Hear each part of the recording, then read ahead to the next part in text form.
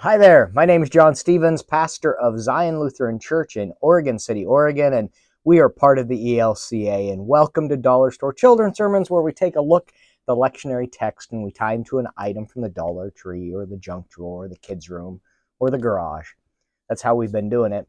Thank you so much for spending a little bit of your week with me in this way. Thank you for your partnership in this ministry, and most importantly, thank you for the love that you're sharing with your kids and your congregation and your families.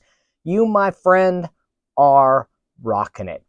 So thank you. Now I'm also noticing that I've got this little curl that's like I feel like my mom, like when I'm like, anyway, there we go.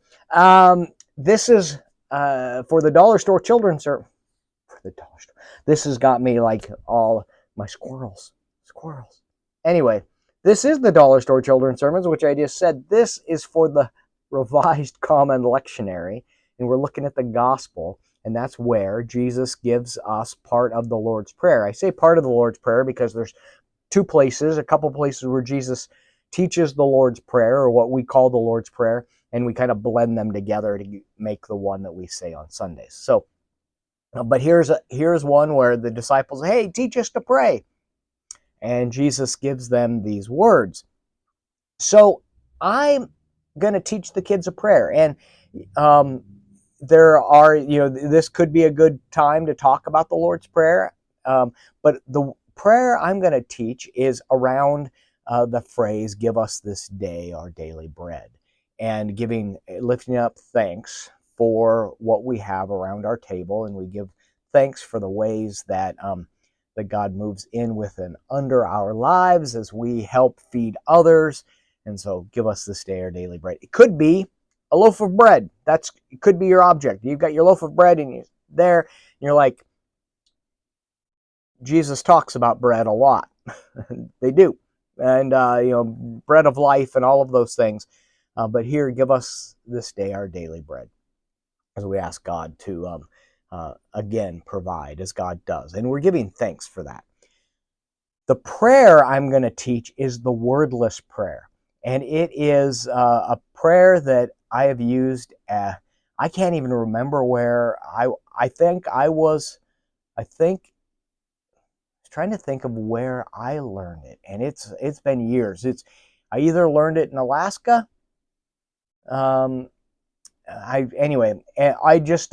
I remember using it in Alaska, but I can't remember where I learned it. So it's the Wordless Prayer, and what I love about it is that it's actually the only prayer I've had that someone has asked for it a second time. Can we do the Wordless Prayer? And I have friends whose kids, when they learn it, they're like, when it comes time to say grace, they go, "We want to say the Wordless Prayer."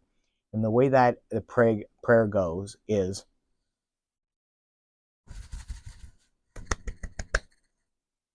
and you couldn't see when I reached down, but I'm rubbing my belly. So it's, "God, for the food, we give you thanks." And you don't even say anything. And I love it. And it's,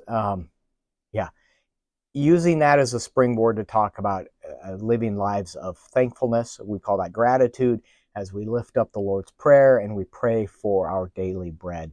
And we pray that we might be able to also share that daily bread with others. So I'm teaching them the Wordless Prayer. You might have another prayer that you teach. There's like the 5-finger prayer that people teach. I can't even remember that one. But at camp, we teach, there's all kinds of graces that we teach, different types of grace. The Jaws, "God, we thank you for the food," and things like that. Batman, all of those fun graces set to different tunes. But I'm teaching the Wordless Grace because this is a good entry point to talking about the Lord's Prayer and being thankful for what we're given. All right. Hope that can be a springboard for your own thinking. Thank you again for the love that you're sharing with your kids and your congregation and your families.